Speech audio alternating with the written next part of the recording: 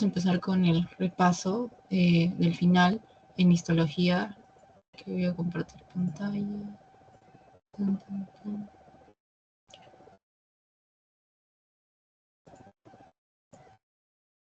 Listo. Como les voy a, la dinámica de nuevo la voy a repetir. Vamos a ver preguntas, alguien levanta la mano o intenta resolverla, o si no, la dejamos ahí, y una vez pasamos a la siguiente diapositiva, y ahí están las respuestas teóricas, más o menos así. Entonces, primero, bueno, histología a repaso final del semestre 2024. ¿Ok? Primera parte, endocrino. ¿Ok? Tenemos esta pregunta. La enfermedad de Addison causada por la destrucción de la corteza suprarrenal se puede originar por un trastorno inmunitario o por la tuberculosis. Los pacientes necesitan reemplazo de glucocorticoides, ya que no pueden ser producidos por. Aquí yo entiendo que algunos no sepan qué es la enfermedad de Addison o entienden que es un trastorno inmunitario que ataca a las células de la corteza suprarrenal.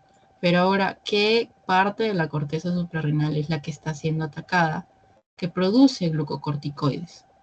Esa es la manera de analizar las preguntas, ¿no? O sea, si me dicen corteza suprarrenal, yo aquí ya tengo que empezar a entender las partes de la corteza, ¿no? Recordemos que son 3, ¿no? Y aquí me dice en cuál de ellas se producen glucocorticoides. Capa glomerular. Bueno, acá descartamos neuronas ganglionares, células cromáfines también. Y aquí tenemos capa reticular, glomerular, fasciculada. O sea, bueno, acá tenemos que es la fasciculada, ¿no? Pero ¿por qué y por qué razón se produce? Y aquí tenemos la respuesta. ¿Ok? La corteza suprarrenal, aquí lo vemos en una imagen más detallada. Vamos a ver que la corteza tiene su zona glomerular, una zona fasciculada y la zona reticular. Glomerular es externa. Si te dicen zona de glomérulo de la suprarrenal, por así decirlo, zona glomerular externa. Y depende de qué, de estímulos de angiotensina 2 y ACTH. Y que produce aldosterona y dexocorticosterona. Pero aquí lo que me preguntan es glucocorticoides. Entonces, si yo pienso en la glomerular, la descarto porque la glomerular me produce aldosterona, por ejemplo. Okay. Ahora, después tenemos la zona fasciculada. La zona fasciculada o media responde a estímulos de ACTH. Ya, ¿y qué pasa si hay un exceso de esta actividad? Va a haber inmunosupresión, pero respuesta antiinflamatoria. Ahora, ¿y cómo se distribuyen estas células?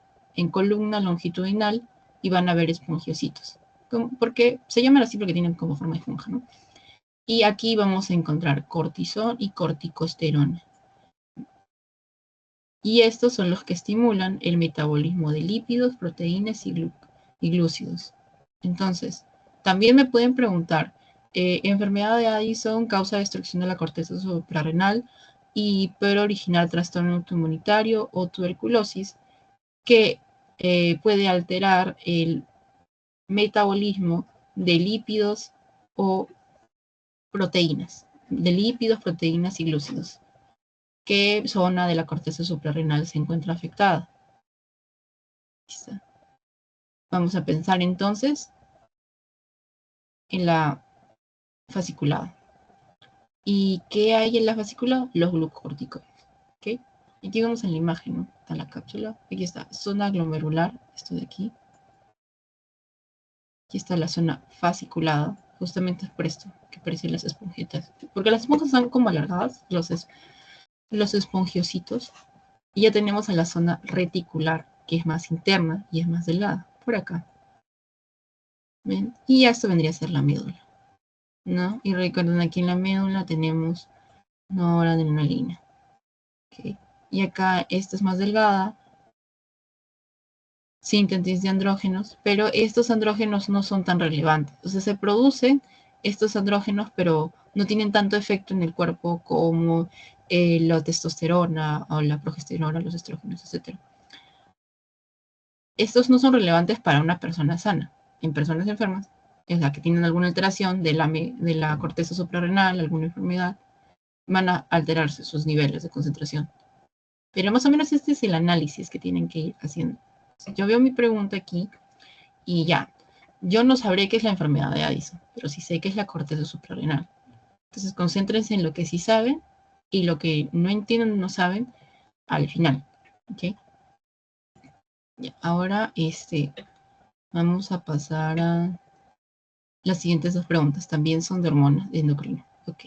Siguiente pregunta. Usted regresa de un congreso en Turquía tras un vuelo transatlántico de 22 horas. Al llegar a Lima, experimenta fatiga, insomnio, desorientación y trastorno del sueño, debido a desfase del horario. La causa de esta alteración es debido a una interferencia en la secreción de... Okay. Aquí alguien, si desea, levanta la mano, comenta, o si alguien sabe la respuesta. Y si es que saben por qué.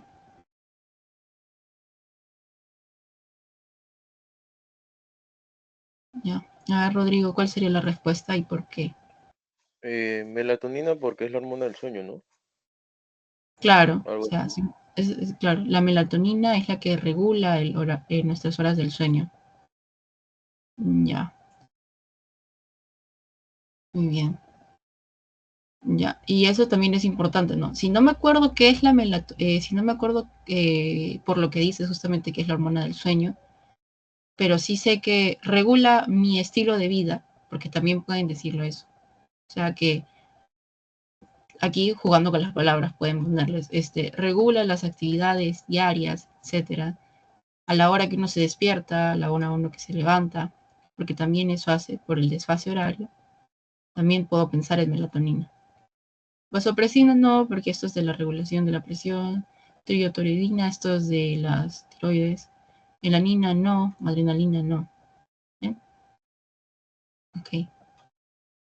Ahora, también la siguiente pregunta. ¿Cuál de las siguientes hormonas es sintetizada por la glándula pituitaria?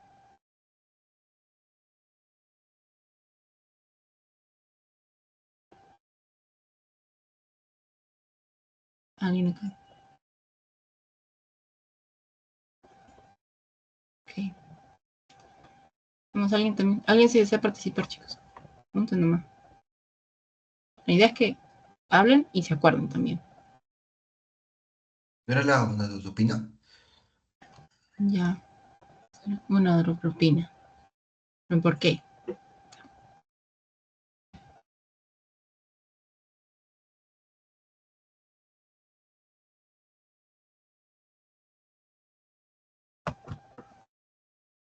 Ok. A ver.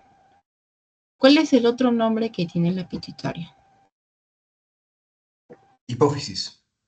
Correcto. Entonces, o si no, si no te dicen glándula pituitaria, te dicen hipófisis o te dicen glándula maestra.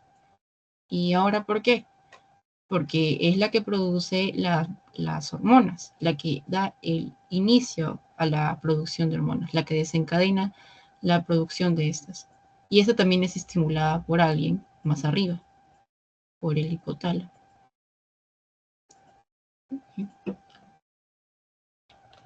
Ya. Pero si nos ponemos a pensar así, también yo podría decir oxitocina, vasopresina, hormona antidiurética o incluso neuroficina. Pero ahorita vamos a ver por qué. Melatonina, ya, aquí está, justamente es esto. Aquí tenemos la melatonina, que viene de la glándula pineal. Ojito que no hay que confundir esto. Hipófisis no produce melatonina, la produce la pineal. ¿Ok? ¿Por qué en los pinelocitos? Y relacionada a quién? A estímulo de noradrenalina. Noradrenalina. Si yo tengo noradrenalina, estimulan la producción de la melatonina. ¿Y quién la produce? Los pinelocitos. Aquí está. Y inicio de la actividad cíclica de las glándulas. De las gónadas, perdón, también. Incide aquí. Ahora, aquí es donde ocurre todo, el origen de todo, ¿no? Quienes dan las señales aquí son en el hipotálamo. ¿Okay? El hipotálamo envía las primeras señales, ¿no? Y aquí recuerden que tenemos adenohipófisis y neurohipófisis, ¿ok? Ahora, Y de aquí se van a originar diferentes hormonas que van a desencadenar la activación de otras glándulas para que produzcan hormonas. O sea, por ejemplo, la FSH la produce la hipófisis para que después tenga efectos sobre las glándulas, por ejemplo, los testículos y los ovarios, para que éstas produzcan testosterona, progesterona, estrógenos, etc. Más o menos es esto. Igual la LH o la prolactina. Entonces, estas como tal son las que estimulan la producción de otras hormonas. Por esa razón, si yo pienso en oxitocina,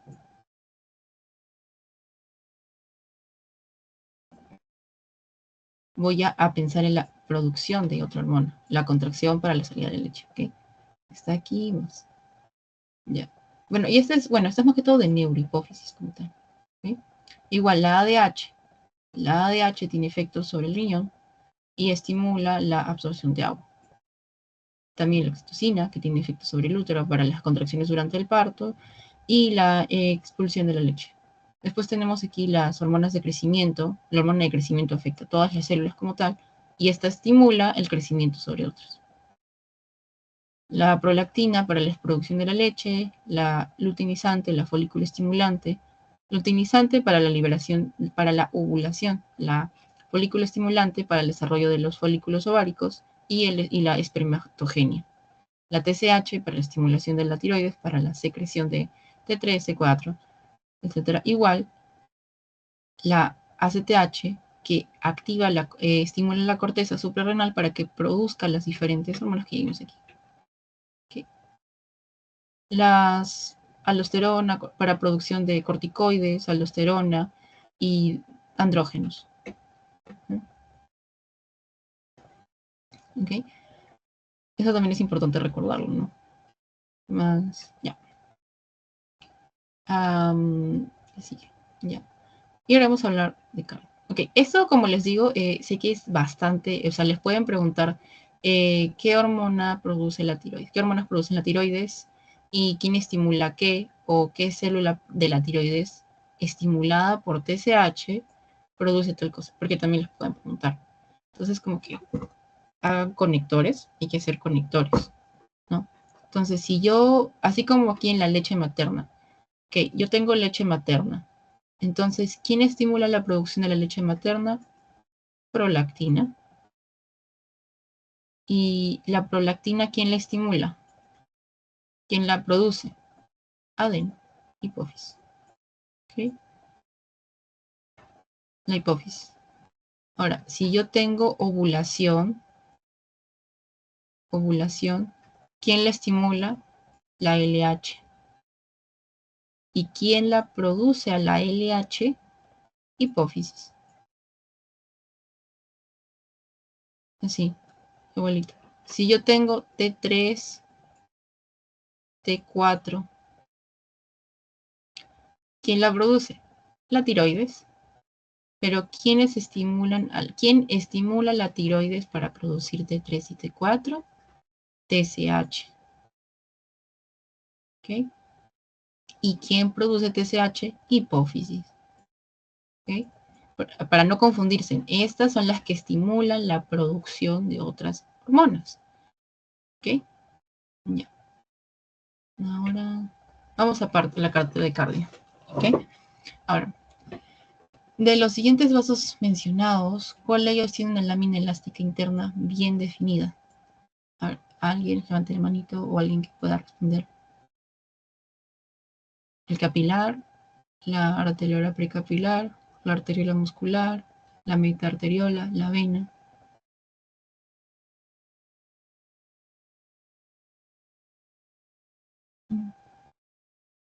Uh-huh.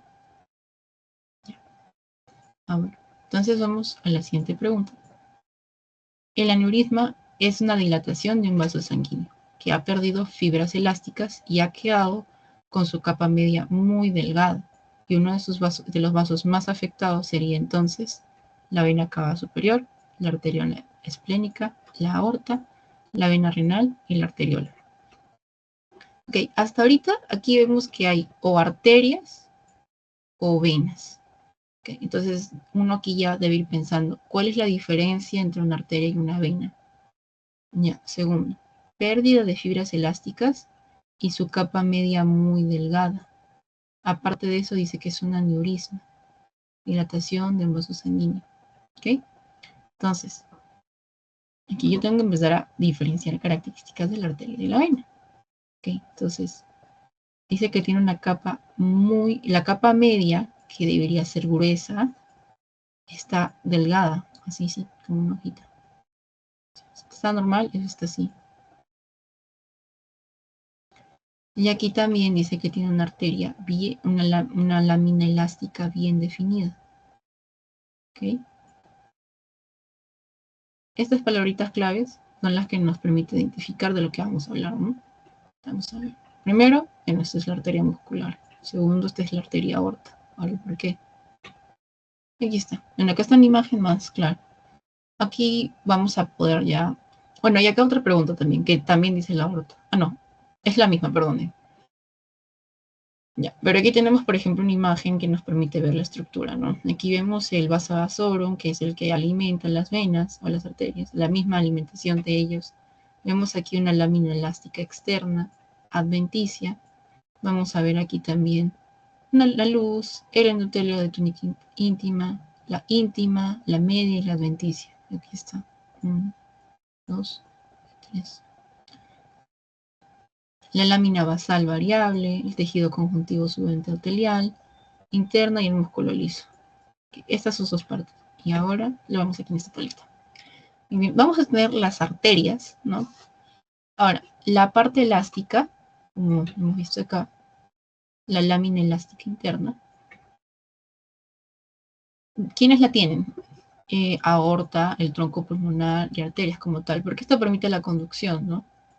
Ahora, tienen aquí una túnica íntima con endotelio con cuerpos de Weibel-Pallas, una lámina basal y un subendotelio laminal elástico. Y aquí justamente nos dice elástico, que ha sido dilatado, que ha quedado muy delgado. Es importante. Ok. ¿Ven? Aquí esa es su túnica íntima. En la media vamos a tener fibras fenestradas, músculo liso y membrana elástica también. Y en la adventicia vamos a ver tejido conjuntivo, fibroelástico, el vasa vasorum, que es lo que nutre al vaso, y las fibras nerviosas. Ahora, si no fuese una arteria muy elástica para la conducción porque por las grandes cantidades de sangre que circula. Ahora, si es una arteria muscular, que esto es por distribución, tenemos carótida y la femoral.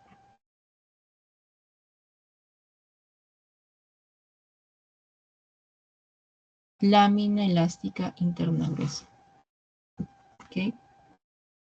Y, por ejemplo, aquí justamente hablamos de bien definida. Lo podemos interpretar también como gruesa.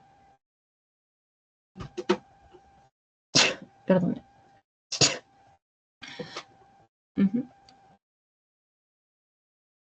Y eso es ¿por qué? Porque justamente es distribución del flujo sanguíneo. ¿Okay? Y aquí tenemos ya la arteriola, una capa subendothelial poco desarrollada. O sea, si a mí me dicen una bien definida y que se relaciona con función de distribución, voy a pensar en una arteria muscular. Pero si me dicen que también es elástica, es muy elástica, voy a pensar en una de conducción, que voy a pensar en la aorta, en la del tronco pulmonar o en arterias grandes, ¿no? Ahora, si me dicen que tiene poco desarrollo y encima tiene una lámina elástica definida, o sea, muy poco desarrollo, pero si tiene una lámina elástica, es la arteriola, ¿ok? Y después acá tenemos para regular parte de la regulación del flujo sanguíneo, ¿no? El seno carotidio y el cuerpo carotidio, que son como varoreceptores, ¿no? El seno carotidio está en la adventicia de la arteria carótida. Estoy aquí. aquí, una arteria muscular, ¿no? Que recibe inervación del noveno par craneano, el glosofaringio, porque regula aquí la presión arterial, o sea, la percibe. El cuerpo carotídeo, por otra parte, se encuentra en los lechos capilares y tiene quimiorreceptores de células glómicas. Y esta secreta catecolaminas. También sirve para la regulación de la presión. ¿Ok? Ya. Ahora vamos a ver neumo. ¿Ok? Aquí de neumo sí hemos visto, vamos a ver distintos. O sea, por ejemplo, aquí vamos a hablar de bebé, primera pregunta, bebé prematuro sin control prenatal a los pocos minutos de su nacimiento. Pasa de un llanto normal a presentar quejidos y dificultad para respirar. Se hace el diagnóstico de síndrome de distrés respiratorio de recién nacido y por deficiencia de sustancia surfactante producida por... ¿Qué? Ya aquí casi nos han dicho todo, ¿ok? A ver, pero alguien que desee participar, pregunta. ¿Alguien sabe la respuesta? Adelante, alemán, chicos.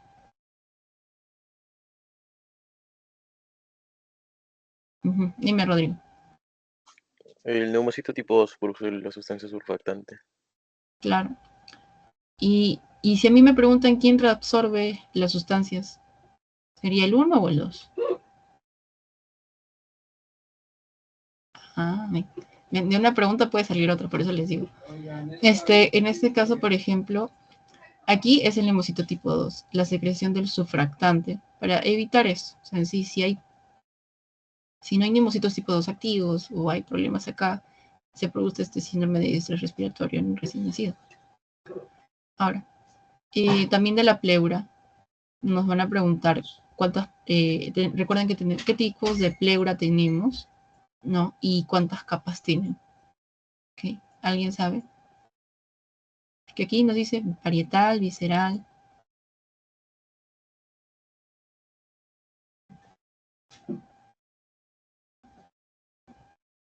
Hay como 4 capas. Es Ajá. parietal y ¿Cuántas visceral. capas tiene? Y ¿El corazón?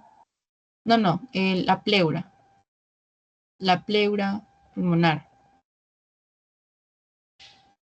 4 capas. Ya. ¿Qué más? La Recuerden que hay visceral. una Recuerden que hay una visceral. Ajá. ¿Quién dijo? Camila, dime. De que la visceral tenía 5 capas y la parietal 1. Ajá. Ya. Muy bien. ¿Y alguien me puede decir cuál es la que está pegada hacia el pulmón y la otra que está pegada al tórax? La que está pegada al pulmón es la visceral y la que está pegada al tórax es la parietal.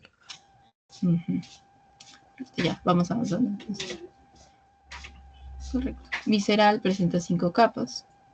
Parietal tiene una nomás. Eso también es importante recordarlo. Ahora, la pleura es responsable para la parte mecánica, ¿no? Es importante aquí también. Okay. Bueno, también por parte de el equilibrio también de los fluidos que se encuentran acá, ¿no? Y justamente aquí vamos a ver de los neumocitos y la pleura. La pleura es parte del mecanismo de ventilación. Y los neumocitos aquí es la tapización de los alvéolos, donde aquí ocurre el intercambio de oxígeno. ¿Okay? Tenemos tipo 1 y tipo 2. El tipo 1 es, o también denominadas células alveolares de tipo 1, y cubren el 95% de la superficie alveolar y evitan que la salida de líquido extracelular y tejido intraalveolar al alveolo. Y estas la reabsorben. El neumocito tipo 2, por otra parte, solo recubre el 5%, es de tipo cúbico, ¿ya? Y genera el surfactante pulmonar. Recubre la pared y reduce la tensión superficial para la potenciación de la permeabilidad del alveolo. Y aquí también hay reabsorción constante del surfactante. O sea, el tipo 2 produce su surfactante y lo reabsorbe. Y quien reabsorbe el exceso de líquido extracelular es el neumocito tipo 1. ¿Okay? Y la pleura, como hemos visto, tenemos parietal, tenemos la pleura visceral. ¿Okay? La parietal es la que se adhiere a la caja de tórax, ¿okay? Una capa. Y la visceral es la que se adhiere a la superficie pulmonar y tiene 5 capas. ¿Okay? ¿Y qué hay entre estas dos? Está la cavidad pleural, que es el espacio entre ambas pleuras, donde está cubierto de serosa, ¿no? Y que le reduce la fricción creada entre ellos. Es como que aquí está ok, esta es la visceral, esta es la parietal y esta es la cavidad. Recuerden también, visceral, ¿por qué? Por vísceras. ¿Ya dónde está adherida? A la víscera, el pulmón. Y la parietal hacia la caja torácica. ¿Ok? Y ahora también vamos a ver la siguiente pregunta. Ok, ¿cuál de los siguientes está revestido por un epitelio que contiene células ciliadas y células de Clara? Bronquiolo terminal, conducto alveolar, tráquea, bronquio intrapulmonar y laringe. Bueno, ok, yo escucho células de Clara y ya descarto la laringe y la tráquea. Pero ahora, ¿dónde estarán? ¿Está en mi bronquiolo terminal, en el alveolo o en el bronquio intrapulmonar? ¿Alguien desea participar, chicos? ¿Alguien ya sabe la respuesta? ¿El por qué? No se olviden de su por qué.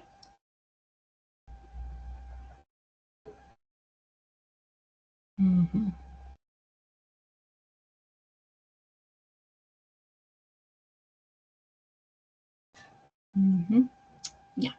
Siguiente pregunta.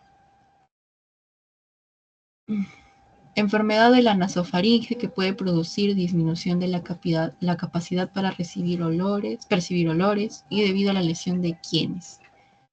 Ok.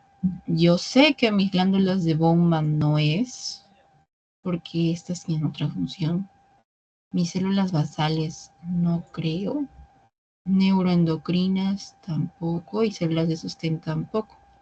Pero si son mis neuronas bipolares, estas que son las que perciben los olores, ¿no?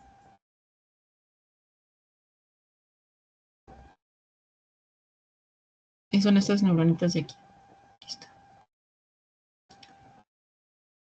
Olfatorias, ¿no? Y si se vuelven bipolares, no perciben adecuadamente los olores. ¿Ok? Y también de que hay otra pregunta de la vía aérea superior. La conducción del aire inspirado a la función de filtración del aire corresponde a...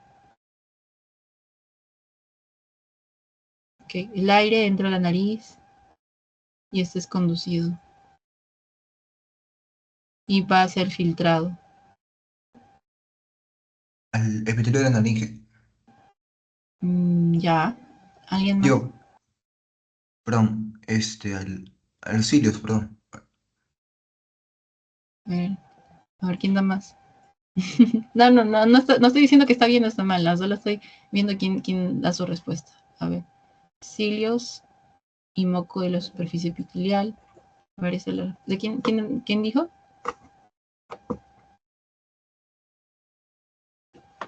¿Quién levanta la manito o habla el micro?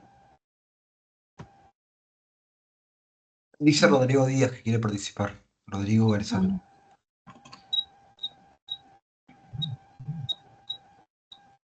Sí, ya bajé la mano.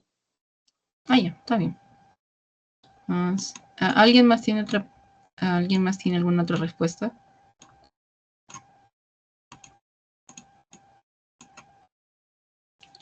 Ok, bien.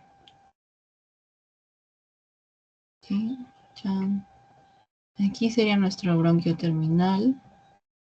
Aquí sería nuestros cilios y mocos de superficie epitelial. Ok. Y aquí serían las neuronas bipolares.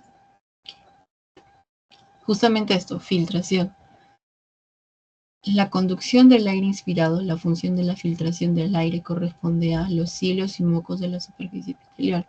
Porque estos van a retener ahí los desechos que vienen y la mucosidad también justamente tiene esa función de retener lo que venga con el aire. ¿Y quién se encarga de secretar esta mucosidad en la nasofaringe? Aquí tenemos a nuestra amiga la glándula de Bowman. La glándula de Bowman secreta este moco.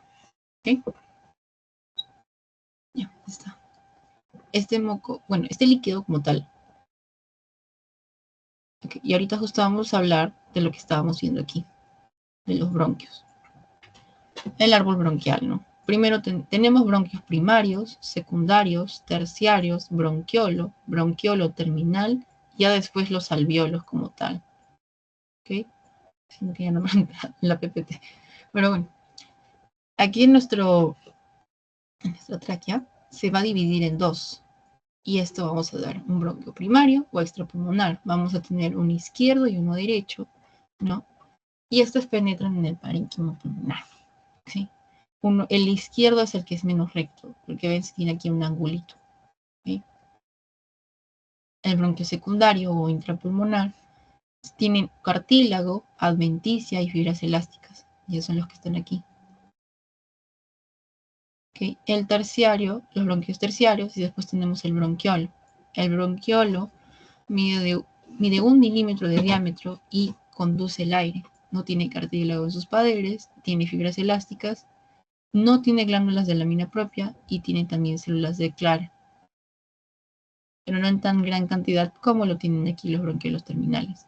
O sea, la continuación del bronquiolo, el bronquiolo terminal es la continuación del bronquiolo. Es más pequeño y tiene epitelio simple, células cilíndricas, también algunas tienen cilios y células de Clara, que es lo importante. Ya después de esto viene aquí justamente nuestros alvéolos. Está nuestro alvéolo, donde aquí ocurre el intercambio gaseoso, ¿no? Aquí está.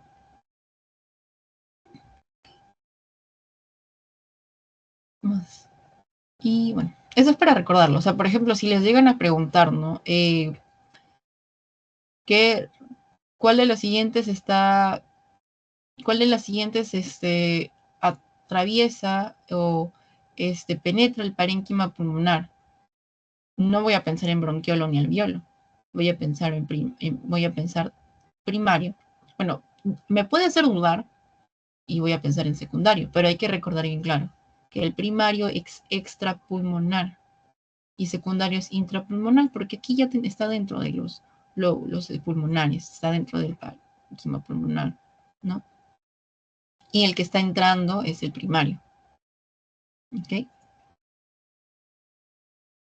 Y así como tal, si se confunden, no se olviden igualito. Así empiezan a hacer como escaloncitos.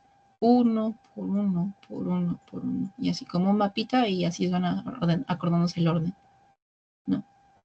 Ya. Y ahora vamos a ver gastro. ¿Ok? Gastro 1 y 2. Vamos a acordarnos de estómago e intestino. ¿Ok? Estómago, intestino, esófago, todo lo que relacionado. Aquí he visto bastante que las van a preguntar las glándulas o la ubicación de ciertas estructuras. Entonces, por ejemplo, acá hay una pregunta. Enfermedad de Hirschsprung que nace sin células ganglionares en el plexo mientérico de Auerbach. Para evaluar qué tan extensa es esta condición, el cirujano pediatra tomará biopsias intestinales a lo largo del tubo digestivo comprometido, que solo serán útiles las que contengan en qué parte de la mucosa, serosa, la submucosa, la muscular propia o muscular de la mucosa. Entonces, en este caso acá nosotros sabemos que es el plexo de Auerbach el que está afectado, pero ahora tenemos que acordarnos dónde se encuentra. ¿Okay? ¿Alguien? ¿Ya? ¿Alguien aquí citó?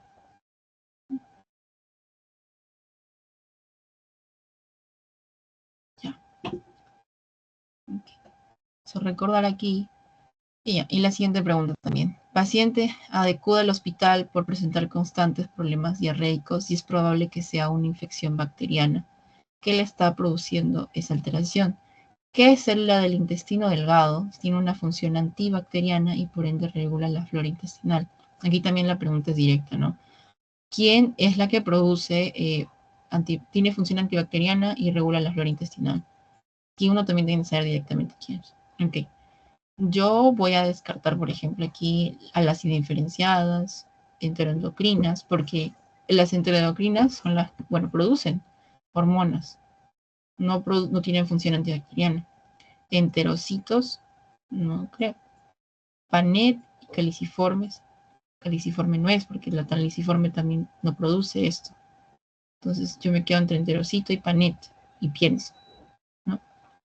Igual acá, recordemos que el intestino tiene mucosa, submucosa, bueno, muscular de la mucosa, mucosa, muscular de la mucosa, submucosa, muscular y después serosa. Y adventicia también, en algunas partes, ¿no? Y eso lo vamos a ver aquí también. Y aquí hay que recordar que es, por ejemplo, la célula de Panet está de esto, está aquí casi al fondo. ¿Sí? Los enterocitos están por aquí. Y eso lo vamos a ver aquí. Es muscular propia. Y aquí las células de Panet. ¿Ya? Las de Panet son quienes tienen la respuesta, las que tienen respuesta antibacteriana y regulación de la flora intestinal. Pero ¿por qué y qué producen? O sea, ¿qué producen para que tengan estas características? Aquí está. El intestino, organización. Mucosa, epitelio, lámina propia, muscular de la mucosa, que tiene un circular interna, longitudinal externa, el músculo liso. La submucosa. Después viene la muscular externa, en donde tenemos el plexo de Auerbach, ¿ok? Que justamente está entre la circular interna y la longitudinal externa de esta. Aquí también aquí hay una circular interna, longitudinal externa. ¿Ven? Y aquí está el plexo, que va a estar los nervios. Aquí está en el medio. Tenemos serosa y adventicia. En la adventicia en algunas partes del duodeno. Recuerden que como los intestinos están en constante movimiento, hay más serosa. Por el tránsito intestinal y todo eso. ¿Okay? Y aquí están las células del intestino delgado. ¿Están dónde? Aquí en las criptas del Lieberkühn, que son glándulas intraparetales. Tenemos no solamente a las células de Panet, que justamente este factor antimicrobiano, ¿cómo es? Por el factor de necrosis tumoral y granulomas eosinófilos. O sea, si me preguntan también en qué glándula se produce el factor de necrosis tumoral dentro del intestino delgado, yo me voy a poner a pensar en la célula de Panet. ¿Quién tiene gránulos eosinófilos? Célula de Panet. Ahora, ¿quiénes son las células que se regeneran constantemente? Las células regenerativas, su mismo nombre lo dice. Estas hacen un cambio cada 7 días, se renuevan cada 7 días y mantienen el revestimiento del epitelio. ¿Okay? Ahora, tenemos también las células enteroendocrinas, que justamente lo hemos mencionado, producen hormonas, tanto paracrinas, endocrinas, ¿no? O autocrinas, dependiendo de lo que se vaya a producir. Hay células caliciformes que forman mucinógeno para protegerse del quimoácido, ¿no? Y este se vuelve moco al entrar en contacto con el agua, ¿no? Y las células absorbentes de superficie. Estas tienen gran cantidad y son las que absorben los aminoácidos, lípidos e hidratos de carbono. ¿Ok? Bueno, ¿está? Y ahora las siguientes preguntas. Vamos avanzando. Aquí, por ejemplo, Celestina fue despedida por dormirse en el trabajo. Está pálida, baja hemoglobina y en sus exámenes de laboratorio se confirma atrofia gástrica y deficiencia de factor intrínseco. Y ahora, factor intrínseco. ¿Quién secreta factor intrínseco en las células gástricas? Mucosa descartado. La célula de Panet no es de acá. Las indiferenciadas tampoco. Y las principales creo que no generan esto. Bueno, tendrían que ser las parietales. ¿Okay? ¿Qué más? Ya después con el porqué. Y entre otras cosas. Por ejemplo, y después acá tenemos otra pregunta. Muestra de distintas regiones, entre muestras de distintas regiones del tubo digestivo confirmaron que la mayor concentración de folículos linfoides se encuentra en duodeno, ileum, yeyuno, estómago y colon.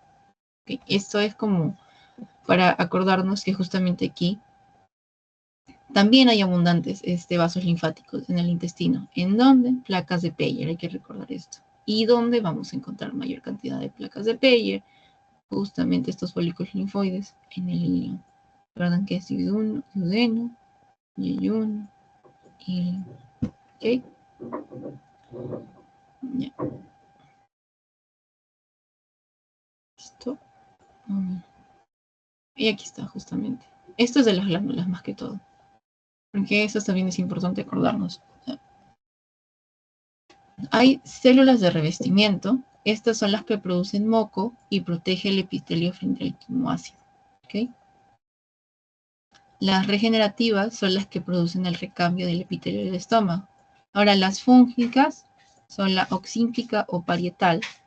Y justamente eso lo hemos visto aquí. Aquí tiene otro nombre. Si no me dicen parietal, ¿cómo se llama? Oxíntica. Oxíntica. Bueno. Ay, no está la PPT. Doctora, Ya. ahora sí mi compañero está levantando la mano. Sí. Ay, haciendo mal.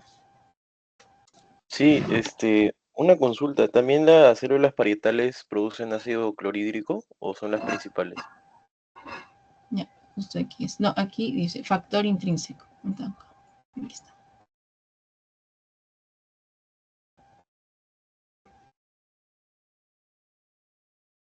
No, es que lo que pasa es que es una sinergia de lo que ocurre ahí. Hay que recordar aquí que la producción del ácido clorhídrico es de las oxínticas, ¿ok? Por las bombas de protones que hay acá. Las principales son las que producen pepsinógenos y lipasa gástrica, ¿ok? Eso no hay que confundirlo. O sea, si a mí me dicen quién es la que produce el ácido clorhídrico, me van a preguntar por la oxíntica o la parietal.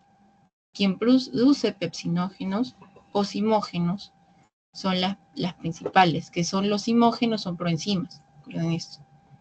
No, ya, eso es distinto. Entonces, ¿por qué razón la oxíntica? Porque tiene bombas de protones de hidrógeno. Y justamente aquí nos habla que la paciente tiene atrofia gástrica y deficiencia de factor intrínseco. El factor intrínseco también es importante para la captación de B12. ¿Okay?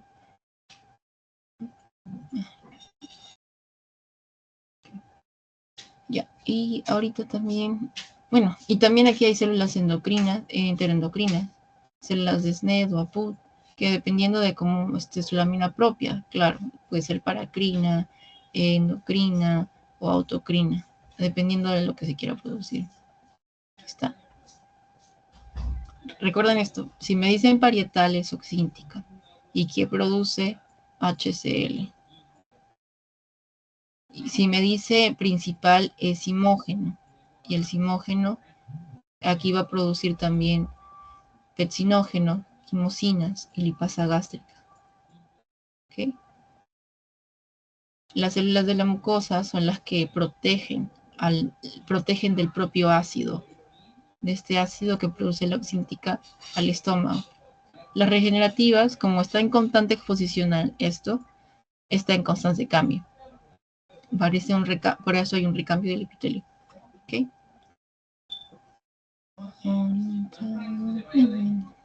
A ver. Si no, justo me acuerdo que teníamos otra PPT en la clase de Teo.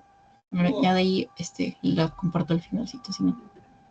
Ya, como donde está más explicado cómo actúan cada uno. Ya, ahora sí, dime. O sea, quedó levantada tu mano. Quedó levantada su mano. Ya. Listo.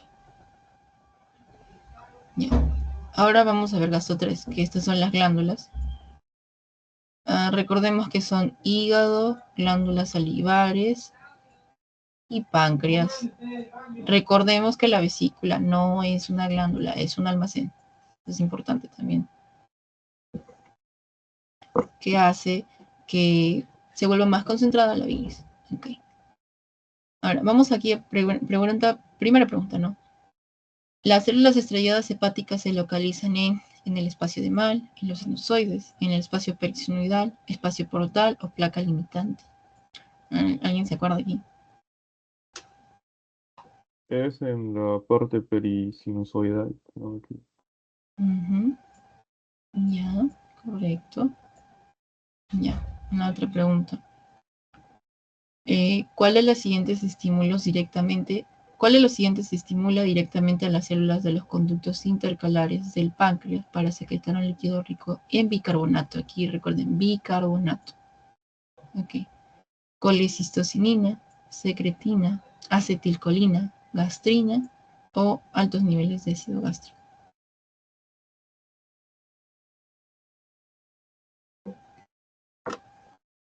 Mi compañero Rodrigo quiere participar. Dime, Rodrigo. Se me quedó la mano levantada, disculpa. Ah, ya. No, pero no hay problema. Si alguna se te ocurre, ¿o cuál crees que es? Por descarte sería secretina. La colecistocinina, si no me equivoco, es como un señalizador que hace que se contraiga. La acetilcolina es un neurotransmisor, la gastrina no creo, y Ujú. altos niveles de ácido gástrico, la verdad no sé, eso qué será. Ah, no, claro. Mira, el bicarbonato, justamente eso, que es líquido rico en bicarbonato para contrarrestar el ácido del Esto quimo. Ujú. es una Bien. base. Ajá, claro. Y como secretina, como quieren poner moco para poder, ¿cómo decirlo? Para hacer pH.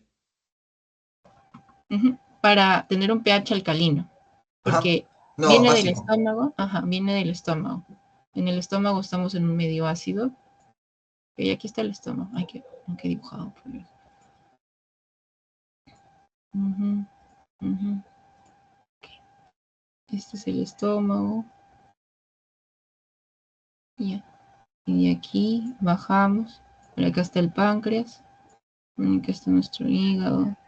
No, por aquí, por aquí, por aquí, por aquí está la vesícula biliar. Así, a modo, porque en realidad no se ve así.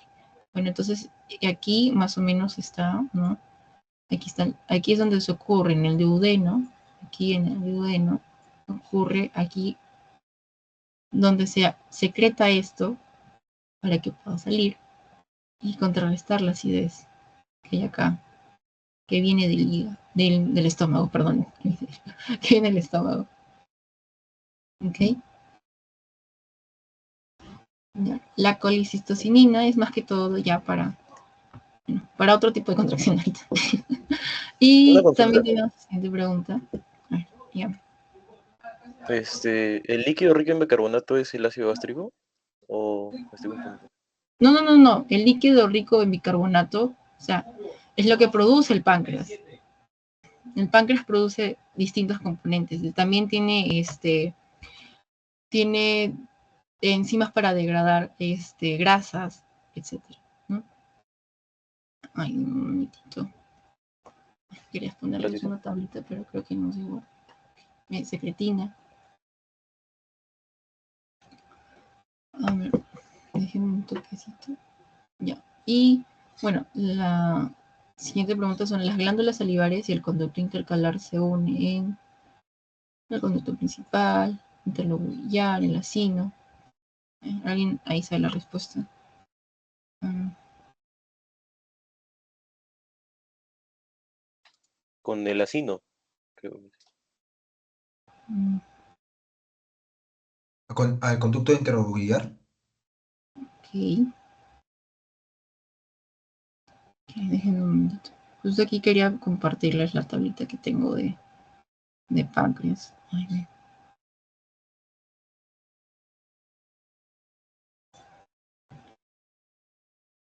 Eh, creo ujú. que mi compañero Rodrigo quiere dar una explicación del el Gardner sobre ese tema.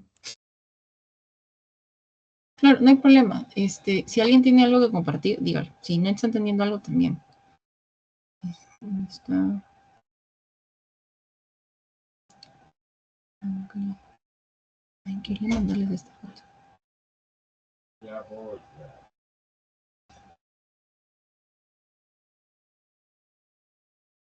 Ok.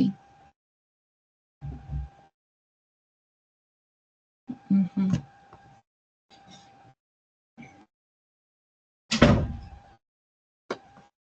Ya, bueno.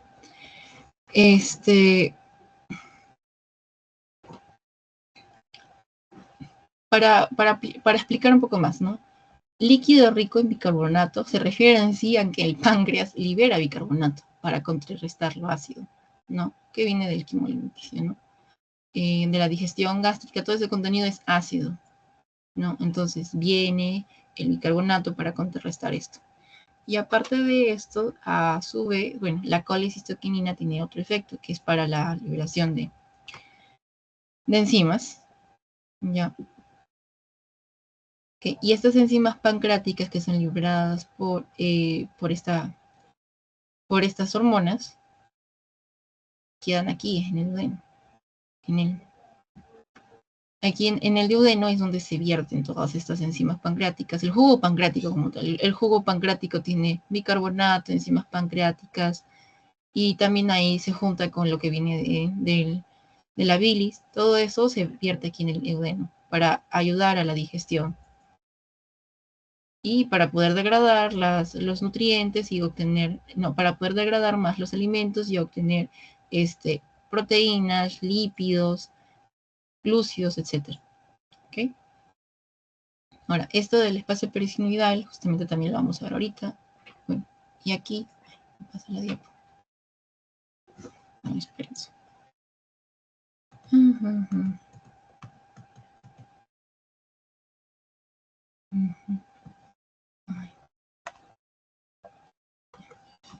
Y aquí es para todos vean la respuesta, es la lacina. ¿Ok? El conducto intercalar se une a la lacina. Y ahora también para continuar vamos a hablar, ahora vamos a hablar de hígado aquí. Vamos a ver, primera pregunta, ¿no? Toxina transportada por las toxinas transportadas por la sangre, como el etanol, llegan primero a los hepatocitos ubicados en la zona llamada zona 1, zona 3, zona triada portal, espacio de Mal, placa limitante, etc. ¿Alguien sabe aquí la respuesta? En la zona 1 del ácido hepático. Y ya, pero ¿por qué a la zona 1 y no a la zona 3? O sea, sí, a ver, ¿cómo es el orden? ¿Es 1, 2, 3 o 3, 2, 1? 3, 2, 1. La zona 1 está más cerca a la vénula, si no me equivoco. Claro. Después, ¿quién viene? 2. La 2 y la La 3. tres. La 3. Claro. ¿La 3 Y es aquí, más afín, creo que al oxígeno? ¿O no recuerdo cuál era? No, la La 2 1 es o la más 3. afín al oxígeno. no, La la 2 1 era es más más afín. afín. Ahí está. La 1. Hay que recordar esto también, ¿no? Pero muy bien, claro. Aquí es donde llega todo, pero quien hace el filtrado es 3. Es importante. Aquí en 1 llegan nutrientes, las toxinas, todo eso, y aquí también llega todo el O2. Pero quien tiene aquí por el otro lado, aquí ya le llegan desechos, toxinas, etcétera, y tiene poco O2, es 3. Y justamente eso está muy bien, que aquí está más cerca de la vénula. Aquí está cerca, ¿quién? Vénula, arteria y conducto, ¿cómo se llama esto? Bueno, y aquí los conductos que difieren para llegar a la secreción de Císticos. la bilis. Y después esto, por flujo, van a llegar acá, hasta aquí, para después llegar aquí al centro, de aquí. ¿Recuerdan cómo era el flujo, no? O sea, todos los nutrientes de afuera hacia adentro, todo lo que viene con las arterias, las venas, de afuera hacia adentro, y todo lo que sale de los hepatocitos, de adentro hacia afuera. La bilis producida y se va acumulando acá y va a los conductos biliares. ¿Ven? Eso también es importante recordar. Y esto justamente aquí también nos permite acordarnos lo del espacio perisinoidal y los sinusoides. Los sinusoides son los que están aquí. El espacio perisinoidal es entre esto y el hepatocito. Más o menos aquí, ¿no? Aquí está el hepatocito en sus diferentes zonas. Y aquí está la vénula. ¿Okay? Y aquí también tenemos justamente nuestro espacio perisinoidal, pero aquí por otros motivos, ¿no? Hipertensión portal de la cirrosis se debe al aumento de la resistencia del flujo de la sangre venosa portal debido a que las células de hito o estrelladas se han transformado en miofibroblastos. Estas células estrelladas también se encuentran ¿dónde? Aquí hemos hablado. En el espacio perisinidal. Mírenme, esta es otra manera también de preguntarles por ellas. Si no te dicen de hito, te van a decir estrelladas. ¿Sí? Y aquí tenemos ya el dibujito más claro, ¿no? Como pueden ver, aquí tenemos la zona 1, la zona 2 y la zona 3, ¿no? Y esta es la vena central. A la vena aquí está en la zona 1, tiene alta concentración de O2. Acá intercambiamos glucógenos, proteínas plasmáticas. Todos los nutrientes llegan aquí, todos los de aquí. Es menos propensa a tener isquemia. ¿Quién tiene más propensa a tener isquemia e hipoxia? La zona 3. ¿Por qué? Porque aquí no llega tan rápido el O2, porque está alejada, ¿no? Y justamente, y la intermedia, bueno, la intermedia no tiene una función muy relevante en realidad. Pero ¿dónde ocurre la dextoxificación? Es en la zona 3. Y aquí está. Pero donde llega primero, donde todo llega primero es en la zona 1. Pero donde ocurre la dextoxificación es la zona 3. ¿Ok? Y con respecto acá justamente el espacio perisinidal, aquí está. Aquí tenemos nuestras células estrelladas. Aquí tenemos el sinusoide. ¿Ok? Y aquí tenemos el hepatocito. ¿Ok? Más o menos aquí. Es donde va a ocurrir todo. ¿Ok? Y aquí es como se ve el flujo. Aquí está el sinusoide. Este es nuestro sinusoide. Arteria, vena y conducto biliar. El conducto biliar de afuera hacia adentro porque es el producto de los hepatocitos y las venas y la arteria vienen de afuera hacia adentro con todo y sus nutrientes. ¿Okay? Y aquí es donde ocurre el intercambio y aquí tenemos justamente a las células estrelladas, ¿no?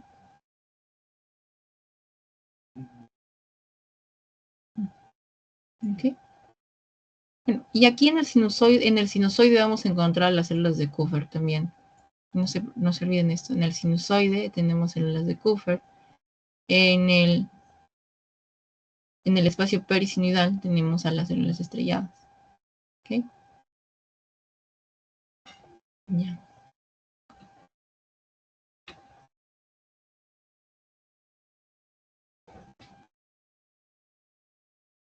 Okay, y ahora en el sistema urinario. Esto está como que más reciente para todos, ¿no? Okay. En el sistema urinario, primera pregunta. A nivel de la nefrona, ¿en dónde se realiza la mayor absorción de agua? Túbulo proximal, asa de Henle gruesa, bueno, delgada, gruesa, túbulo distal y túbulo colector. Bueno, ¿quién desea participar? Levante la manito. Alguien si ya sabe la respuesta me dice. Creo que es en el asa delgada. Ya, ok. Vamos aquí una de 10.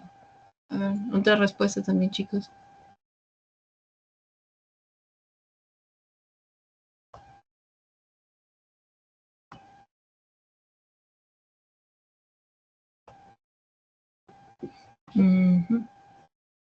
Ya. Okay. A ver, pero ¿qué recuerdas del asa delgada, Diego? A ver, o sea, vamos a hacer como que el dibujito. Recordemos que esta es nuestra cápsula, todo contorneado. Aquí, proximal, está el asa de Henle. Aquí está después, ya aquí los túbulos colectores.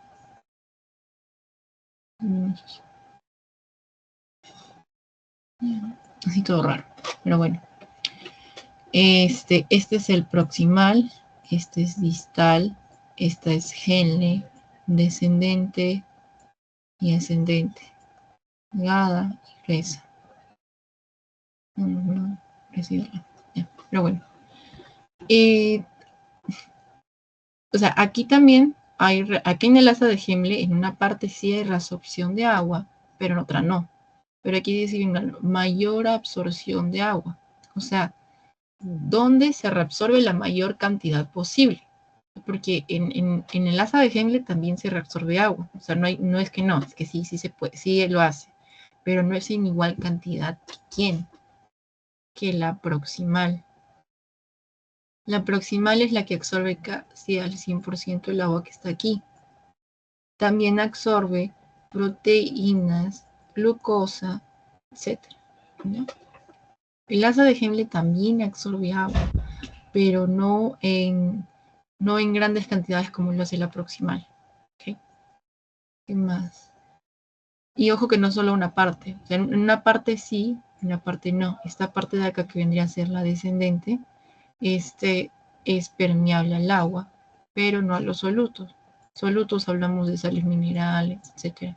En cambio, la ascendente no es al agua, no es permeable al agua, pero sí a los solutos. Entonces aquí reabsorbe sodio, etc. O sea, aquí sí Doctora, reabsorbe. ¿la descendente es la delgada o la ascendente es la delgada? No tengo un dibujito aquí. Ya. En la siguiente imagen, justo aquí está. Ay, no, es emoción. Un minutito de mí. Ya copié. Pensé que había puesto la imagen. Perdónenme. Un segundo. Ya.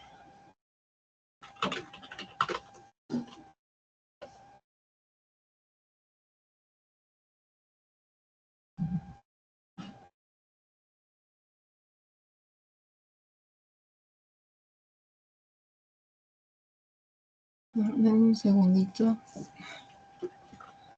Lo que pasa es que, o sea, se le puede decir ascendente y descendente por las posiciones también, pero les van a preguntar así. Ok. Ya.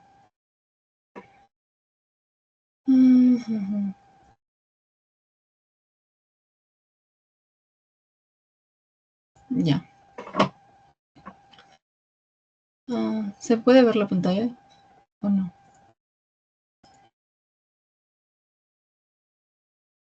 No, no se mira. ¿Dónde? Ya, listo.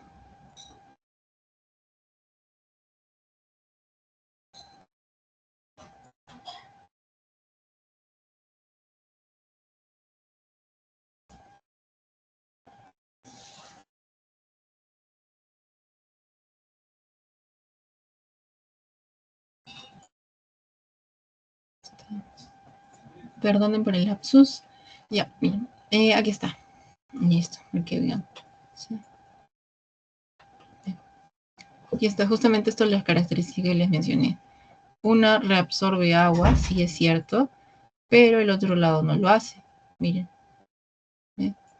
La asa delgada, o la descendente, es la que reabsorbe agua. ¿Okay? Reabsorción de agua y impermeable a solutos. Y el asa ascendente, o la gruesa, es la que es permeable a solutos y tiene un sistema contracorriente. ¿Okay?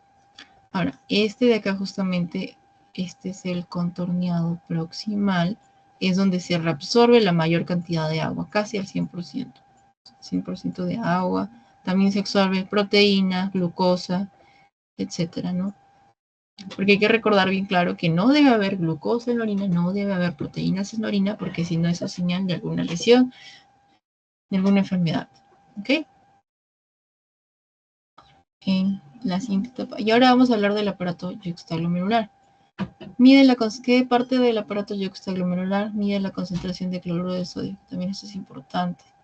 O sea, recordemos que tenemos a la mácula densa aquí, tenemos a las células yuxtaglomerulares y las mesangiales, ¿no? Entonces, aquí, ¿quién de ellas es la que mide la concentración de sodio en sangre? La mácula. Ajá, Sí, la mácula. correcto. Sí, la mácula, correcto, chicos. Okay. Ya. Entonces, para repasar esto bien claro. Proximal, 100% de agua, absorción de agua la mayor cantidad posible. Absorción de proteínas, de glucosa. Reabsorción también de agua, pero no de solutos, asa delgada. Reabsorción de solutos, pero no de agua, asa gruesa. Y ya en el distal también hay reabsorción de solutos. ¿Okay? Y aquí hay excreción más que todo de otras sustancias. Aquí hay excreción de potasio, calcio, etc. Y ya los túbulos colectores aquí al final son los que se unen en varias cantidades para tener uno solo para colectar la orina. ¿Okay? Ahora, la yuxtaglomerular, mácula densa, células yuxtaglomerulares y células mesangiales. Ok. Pero aparte de medir la concentración de cloruro de sodio en sangre, ¿qué más regula la mácula densa? ¿Qué más regula la mácula densa?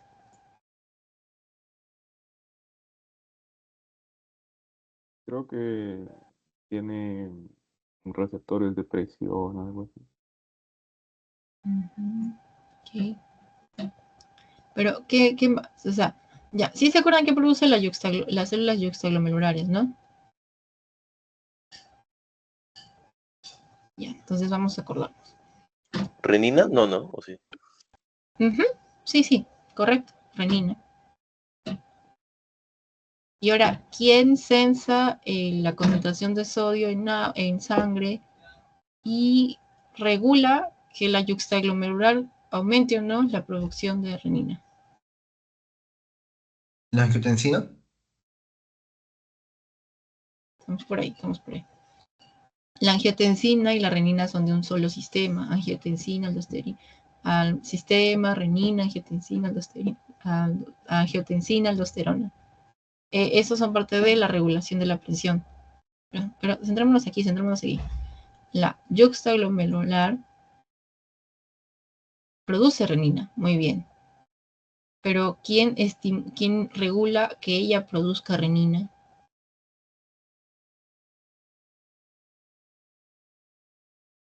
Midiendo la concentración de sodio. Mácula. Claro, porque si hay poco sodio, hay poco sodio en sangre, disminuye la presión está baja. Entonces la mácula sensa esto y le dice a la yuxtaglomerular, oye, aumenta la producción de renina para aumentar la presión. Y a su vez va a estimular la retención de sodio para que así no se excrete tanto la orina. O sea, aquí, por ejemplo, decir, no, acá retengan más sodio en vez de que se escape para que así podamos aumentar la presión también. ¿Entienden? Esto es un poquito más difícil, pero así es como funciona. Conectamos puntos y ahí encontramos el porqué de cada cosa. Y esto es justamente lo que les quería mostrar, ¿no? Túbulo contorneado proximal. Luz largo y sinuoso cerca del corpúsculo renal. Y también hay que recordar quién conforma el corpúsculo renal, chicos. ¿Ok?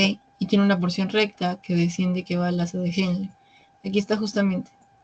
Absorción de agua, 70-80%. Retención de glucosa, proteínas y aminoácidos al 100%. ¿Ven? Esto de acá.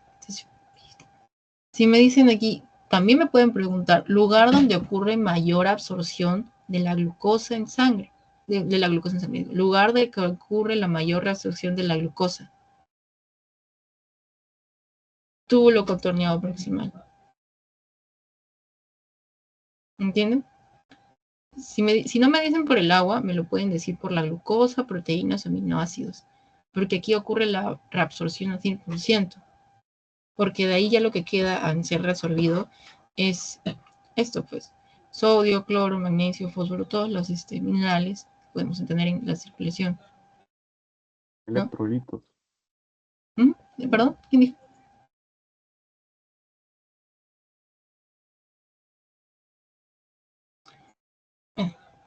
Entonces, eso hay que recordar bastante, ¿no? Que si se reabsorbe el agua a un 70-80%, entonces, ¿quién continúa de reabsorber ese restante? Aquí nuestra asa descendente o delgada, ¿no? La asa delgada reabsorbe lo que falta. ¿Ok? Y ahora, después, como les mencioné aquí, el aparato yuxtaglomerular, como tal, tenemos la mácula densa, las células yuxtaglomerulares, las células mensagiales extraglomerulares. que la yuxtaglomerular sí produce angiotensina 2, correcto, también para que lo acordó, porque les pueden preguntar, si no produce renina, aparte de la renina, ¿qué más produce? Angiotensina tipo 2, ¿ok? Pero ¿quién regula esta producción de renina? La mácula densa, porque justamente les expliqué, esta dice que hay poco sodio, entonces va a decirle a las células yuxtaglomerulares que produzcan más renina, y esta renina va a aumentar la presión. Y a su vez va a enviar señales por acá de que tiene que retenerse más sodio, porque la presión está baja. Porque si evitamos perder sodio a la orina para poder subir nuestra presión. Y bueno, aquí también vamos a hablar de los podocitos, que previenen la pérdida de proteínas séricas de la orina. Eso también es importante. Esto son como la barrera para que evitemos pérdida de proteínas. Porque puede haber pérdida de proteínas acá, como aquí también. ¿Ok? Pero aquí es donde debería evitar que se escape la mayor cantidad posible. Y si encontramos proteínas en la orina, va a ser porque aquí algo está fallando. Aquí hay un problema. ¿Okay? Y esto es justamente lo que nos lleva a la siguiente pregunta, ¿no? ¿Es una enfermedad autoinmune? Se puede formar depósitos de autoanticuerpos contra el colágeno 4 en el riñón, que es particularmente afectando una estructura, lo que da origen a la pérdida de albúmina por la orina. Es decir, afecta principalmente a células mesangiales, pedicelios, células endoteliales, la lámina basal glomerular y el túbulo proximal. Bueno, aquí creo que descartamos al túbulo proximal, ¿no? Las células mesangiales también. Y nos queda pedicelios, las células endoteliales y la lámina basal glomerular. Bueno, aquí las células endoteliales también las descartamos, ¿no? La lámina basal glomerular y nos quedan los pedicelios. Los pedicelios son parte de los podocitos, ¿ok? Y lámina basal también, del glomérulo sobre todo, ¿no? Pero hay que recordar aquí justamente esto, que vendría a ser la lámina basal, o sea, donde ocurre el filtrado en sí, donde ocurre la barrera para evitar que se salgan esto, para que salgan las proteínas, es la lámina basal glomerular. Ahora, esto vamos a ver acá eso. Recordemos que el glomérulo más cápsula de Bowman es igual al corpúsculo renal. El podocito es una adaptación, es la capa visceral modificada de la cápsula del glomérulo, ¿okay?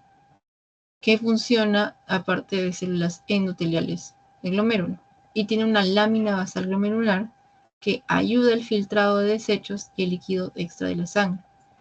Esta lámina basal tiene 30 nanómetros de espesor y tiene tres partes: rara externa, rara densa y rara interna. La densa es la que no deja pasar partículas no mayores a 70.000 daltons, y la interna, bueno, es la que está aquí, digamos así, está así como una planchita. Todo acá. Las láminas raras están relacionadas a la carga porque justamente evita la salida de carga negativa.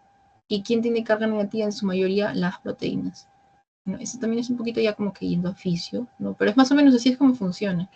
O sea, ¿quién es en sí la puerta de seguridad para que no se salgan las proteínas?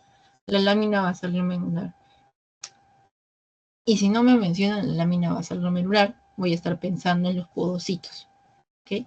Los podocitos que justamente son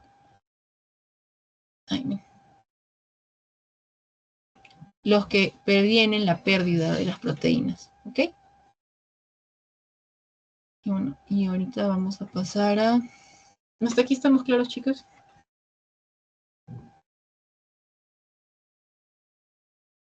Sí, doctora, todo claro. Ok. Ahora vamos a hablar del último tema que hemos visto, ¿no? Aparato reproductor masculino y femenino. Ya. Ya. Uno de los conductores mencionados es intratesticular. Marque la respuesta correcta. Recuerda que tenemos extratesticulares, no, intratesticulares y extratesticulares. Entonces, ¿alguien se acuerda de todos estos? Por ejemplo, yo descarto ampolla, yo descarto, y ahora ya, me toca aquí decir quién es tal y tal. A ver, ¿quién El sabe? tubo ¿Sí, recto alguien sería, sabe? ¿no? Ujú. Sí, sí, Rodrigo, ¿puedes repetir? El tubo recto. Ya. ¿Es intratesticular o extratesticular? Intra. Ya. Más. Aquí la uretra, por ejemplo, no. El epidimo es extra. Perfecto. El conducto diferente también es extra. Ya. Y si no tuviéramos el tubo recto, ¿de quién más podríamos hablar? Había una red. Sí, no me acuerdo el nombre. Tiene red La red de test. no, de testis. Sí, red O de testicular. Hardy. Ah, red testis. Adder, creo que no sé. No se preocupen, chicos. Ahorita estamos repasando. No, esta. Ya. Ok. Recuerden, epidimo extra, conductos diferentes extra. ¿Ok? ¿Qué más? Ajá. Y bueno, esta pregunta también. Característica del epidimo. O sea, yo ya sé que el epidimo es extratesticular. Muy bien. Pero ¿qué más tiene? A ver. Vamos a encontrar células de Sertoli ahí. No, no son de serotonina. No, No. ese es en el túbulo seminífero, creo. Ujú. Ese es de los túbulos. Ya. ¿Qué más? Es con estereocilios. Correcto. ¿Y qué hacen los esterocilos? ¿Te acuerdas más o menos? Aumenta la Sí, superficie de absorción. No, ajá. los estereocilios creo que es más que nada movimiento y absorción. Ujú. Ya, muy bien. Vamos bien, chicos. Ahí bien. Ay, no se quiere mover. Ay, dime un minutito. Pero que vean la clave. Pues. Ajá. Ya completo. Listo. Sí. Con estereocilos. Eso hay que recordarlo muy bien. Correcto. Tubos rectos y epitelio pseudoestratificado cilíndrico con estereocilos. Okay. Aquí descartado porque Sertoli no es. Eso es a nivel de, eso es dentro de, y los de Sertoli que hacen son las células de sostén, hay que recordar eso. Ciliado no es, tiene estereocilos. Cúbico simple tampoco. ¿Okay? Ya, ahorita siguiente pregunta. Es una característica de las células de Leydig. Bueno, ¿alguien puede decirme que alguien sabe la respuesta? Son las que secretan testosterona. Pero, Correcto. sí, y se ubican en el sistema testicular. Entonces, Uh-huh. Ya listo. ¿Esa es? Sí, se ubica en intersticio testicular y secretan testosterona. Correcto.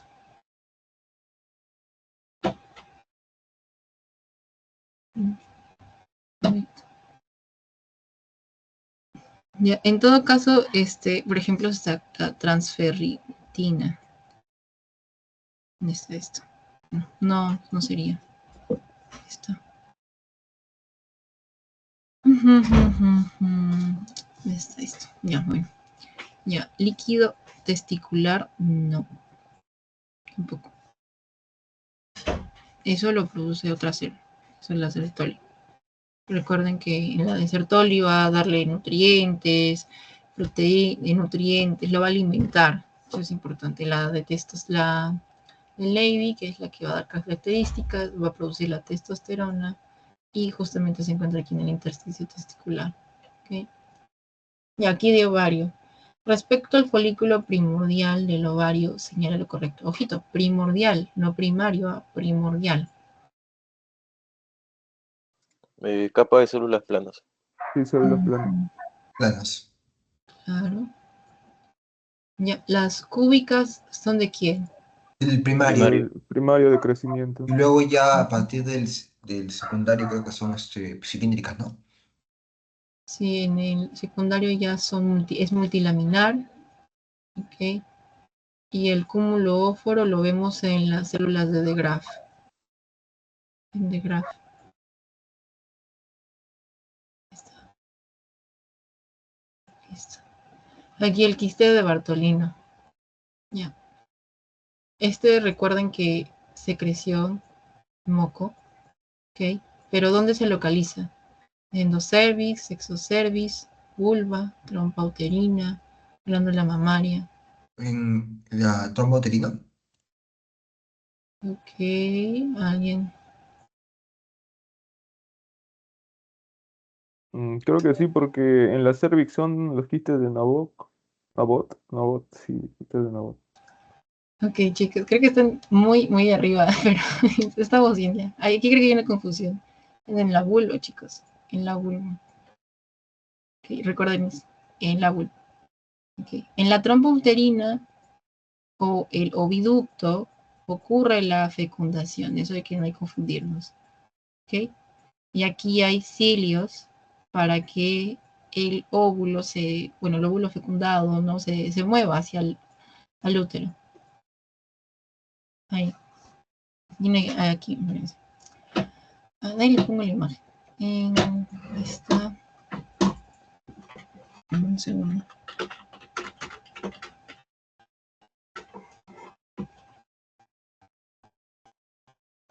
Ahí está.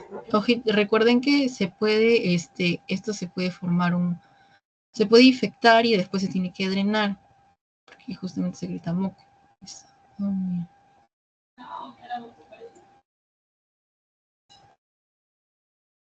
Ahí está.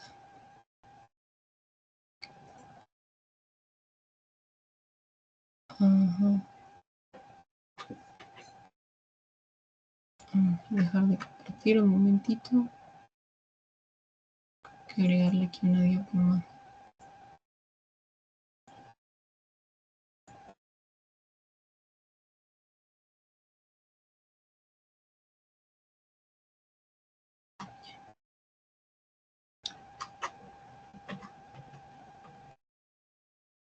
Listo.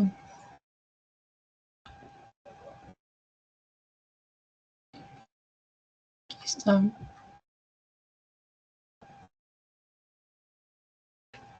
Ay, no, se comió esa parte.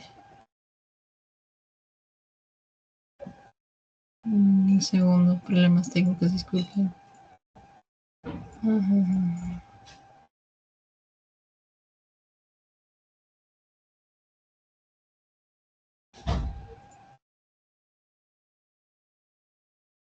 Ya. Bueno, la glándula Bartolino está en la vulva, como tal. ¿Ok? Ya. Después, aquí, ya, en la zona, otra pregunta más, ¿no? Para continuar. En la zona medular del ovario se encuentra, recordemos que el ovario tiene médula y tiene corteza. Entonces, ¿qué vamos a encontrar en la médula? Folículos atrésicos, folículos maduros, células hiales, células primordiales, epitelio germinativo. Las iliares. ¿De cuál? ¿Quién dijo? Yo sobre las iliares. Iliares. Iliares, ok. A ver, bien. ¿Por qué? Ya. ¿Alguien más? Participen, chicos, vamos a acabar. Por descarte no pueden ser los folículos atrésicos ni los maduros. Yo creo también que son las ciliares. Ya. Claro, Recuerden, porque también se ve. zona medular, zona cortical. Ok. Vamos a ver, chicos. Aquí en la médula vamos a tener aquí a células iliares. Bien, Diego. No hay problema, chicos. Aquí estamos para repasar. Ok. Intersticiales. Intersticiales. Y en la corteza, bueno, en la cortical, vamos a tener los folículos. Ahí es donde van a estar cambiando constantemente, ¿no? Y vamos a ver el ovocito en su primera división mitótica. ¿Ok? Meiótica, división meiótica. Entonces, si a mí me preguntan, yo puedo ver, en la zona medular, podemos ver al ovocito, al folículo de De Graaf, ¿sí o no?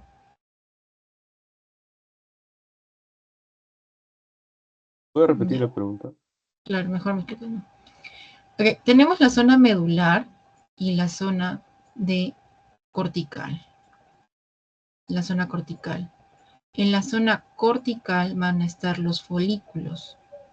Aquí van a estar los folículos y aquí van a estar los ovocitos y aquí va a también estar el ovocito en su primera división meiótica. Y en la zona medular vamos a tener a justamente lo que nuestros compañeros me mencionaban, las células ciliares. Estas células ciliares, también células intersticiales de intersticio, ¿ok? Y estas células ciliares producen andrógenos, ¿ok? Van a haber vasos sanguíneos, linfáticos y nervios en la zona medular, pero en la zona cortical vamos a encontrar a todos estos folículos. O sea, si me preguntan por la ubicación del folículo de De Graaf, ¿en qué parte del ovario lo puedo encontrar? ¿En la zona medular o en la zona cortical? La cortical. Cortical. Correcto. Y bien, chicos. Si me preguntan por los vasos sanguíneos, ¿dónde los puedo ver? ¿En la zona medular o en la zona cortical? Medular. Medular. Entonces, vasos sanguíneos, nervios, vasos linfáticos y células intersticiales y iliares, zona medular. Todo lo que tiene que ver con parte del ciclo del desarrollo del ovario en sí, va a ocurrir en la cortical, desde cómo se forman los folículos hasta cómo se degeneran y todo. ¿Ok? Folículo primordial, primario, secundario y de De Graaf lo vamos a encontrar en la cortical. Hasta incluso el óvulo cuando ya está a punto de salir para la ovulación. ¿Ok? ¿Qué más? Y,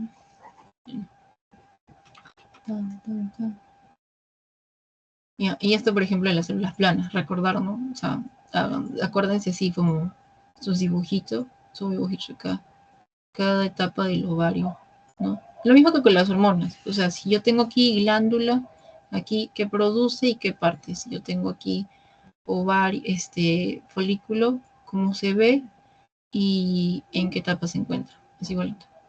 Porque recuerden, células planas es el primordial, ya cuando vemos cambios recién es en el cúbico, que es en el primario. Secundario ya vemos ya lo vemos multilaminar, ya, y en terciario ya vemos en el secundario también recuerden que también ya está el licor ahí, en el secundario también hay licor, hay licor pero en diferentes espacios, o sea, así como que es esto, es este lobocito acá, pero acá hay uno, otro y otro, con licor que tiene progesterona, estrógenos y todo eso, ¿no? Pero en el de Graaf es uno solo, más grande, aquí está su ovocito, y prácticamente hay como una gota gigante que rodea todo eso. El licor en uno solo. Eso es, por ejemplo, si quieren diferenciarlos también, o sea, para recordar eso. Pero si me ponen aquí una imagen, ¿no? Y yo veo y digo, pero tiene licor. Pero, ¿cuál es la que tiene en un solo compartimiento de De Graaf? ¿Cuál los tiene en distintos espacios? El secundario. Eso también hay que recordar, ¿ok? Bueno, y bueno, aquí terminamos, chicos, con el repaso. ¿Ok? Muchas gracias por su asistencia, la verdad. Pues igual si tienen alguna preguntita en estos días me la dejan también. Voy a dejar de compartir la pantalla. ¿Ok? Listo. Creo que solo quedamos 4. Bueno, ahorita voy a pasar el post-test, por favor, para que lo llenen. Toque nomás.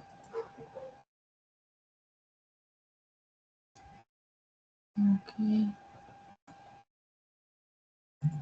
Ajá. Un minuto, chicos.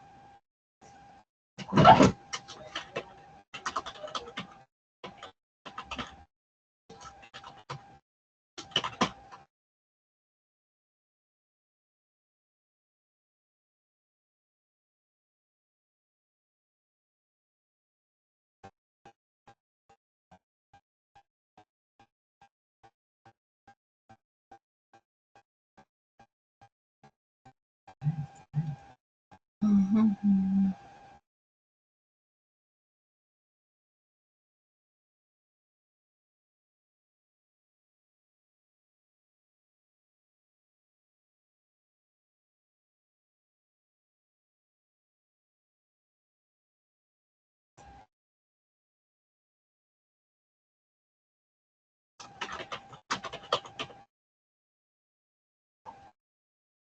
Ok, listo, chicos, ya lo mandó al grupo mientras van resolviendo.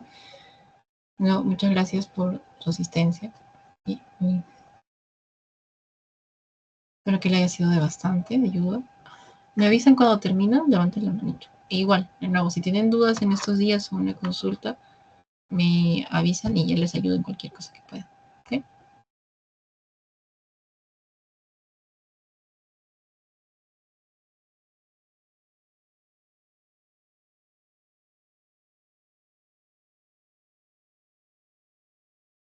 Gracias, hasta luego. Sí, muchas gracias.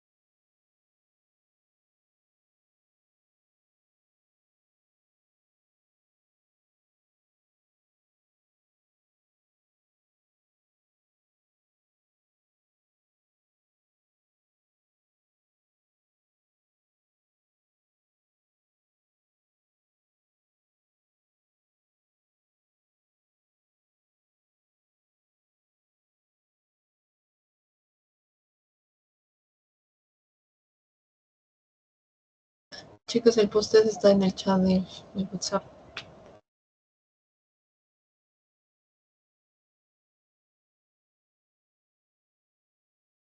Doctora, ya terminé. Gracias por su tiempo. Muchas gracias, Elsa. Ya terminé. Nos vemos. Ya, chicas, muchas gracias. Igual, estudien y denlo todo para su examen. Ya también les falta un poquito. Ya, Chao, suerte. chao. Chao. Chao.